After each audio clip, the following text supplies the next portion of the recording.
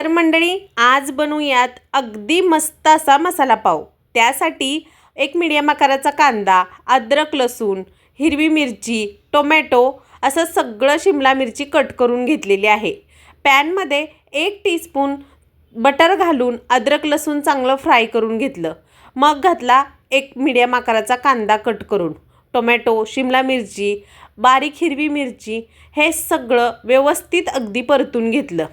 परतून घेतलेल्या मिश्रणामध्ये सुके मसाले घालून घेऊयात। सुके मसाल्यामध्ये लाल तिखट, धना जिरा पावडर, गरम मसाला, थोडीशी हळद घालून सगळं मिक्स करून घेतलं। मग घातलं रंगासाठी 1 टीस्पून बेडगी मिरची पावडर। सगळे सुके मसाले यामध्ये घालून अगदी व्यवस्थित मिक्स करून घेतले। थोडेसे परतून झाल्यानंतर 1-2 टीस्पून इतकं यामध्ये पाणी घालून घेतलं। पाणी यासाठी की मसाले अगदी व्यवस्थित शिजले जावेत भाज्यांबरोबर म्हणून। आता पाणी घातल्यानंतर वरून थोडीशी कोथिंबीर घातली, झाकण ठेवलं आणि एक दणानून वाफ काढून घेतली।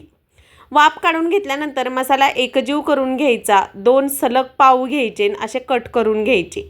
कट करून घेतलेल्या पावाला दोन्ही बाजूनी बटर लावायचं। बटरच लावायचं, बटरमुळे टेस्ट खूप छान येते।